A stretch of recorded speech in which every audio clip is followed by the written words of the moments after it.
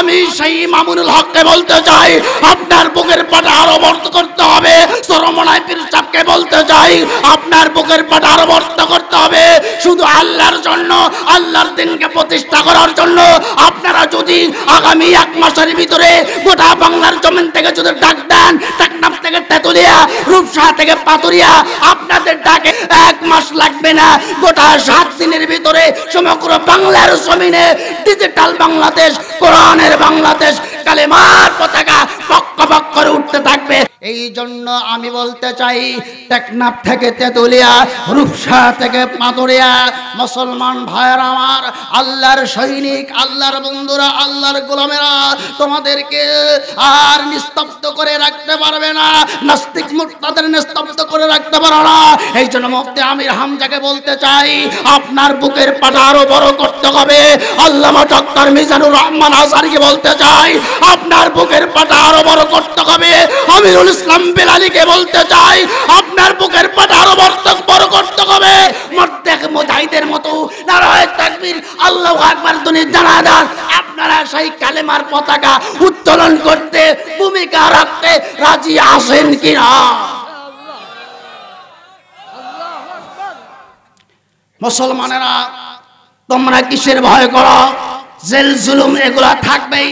একজন ইমানদারের জন্য দুনিয়াটা হলো জেলখানা। এবারে তোমার শাহাদাত, ওপারে তোমার জান্নাত। জান্নাতে যাওয়ার জন্য কোন যুবকেরা তৈরি আসো?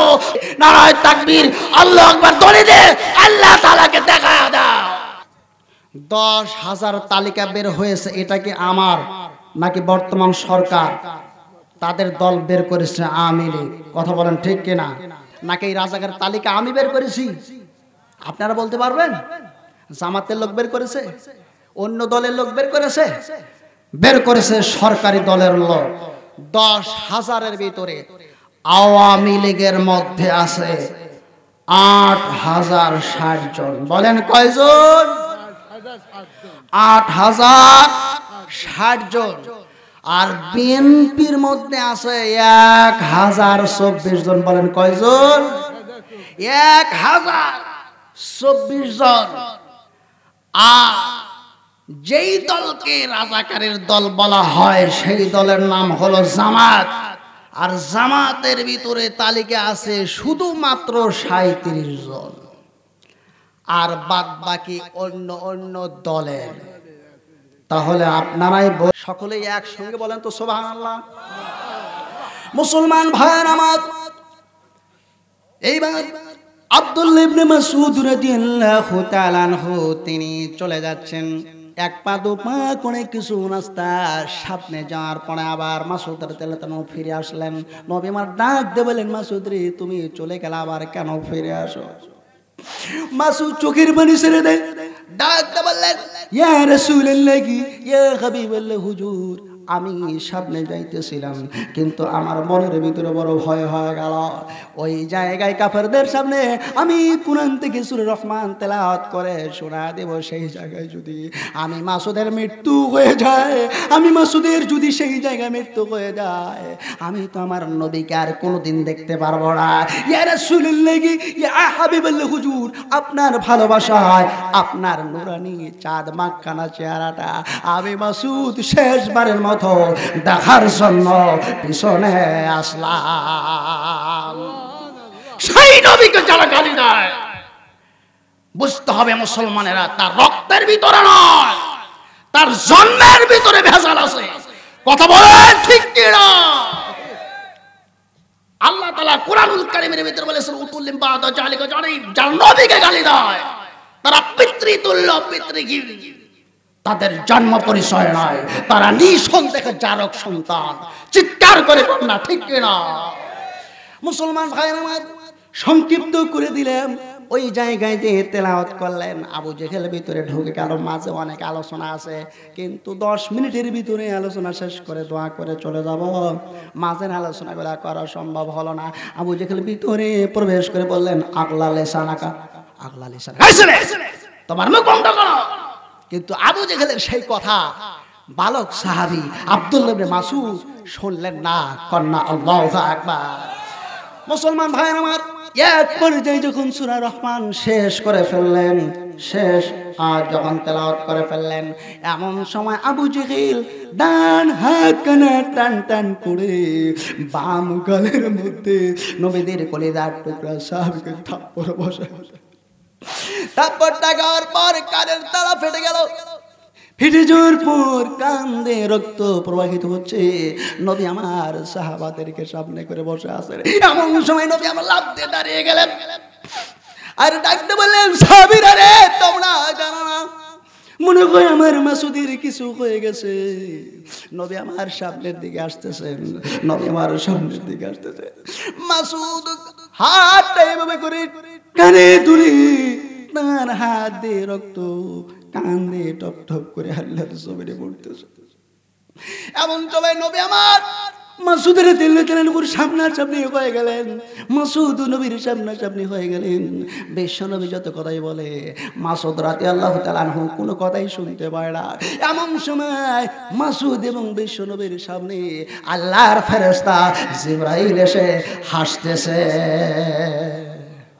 আচ্ছা, যেই জায়গা নবী কান্দে, তার সাহাবী আব্দুল্লাহ ইবনে মাসউদ রাদিয়াল্লাহু তাআলা কান্দে, আর সেই জায়গা যদি জিবরাইল হাসে, নবী আমার কষ্ট পায় না?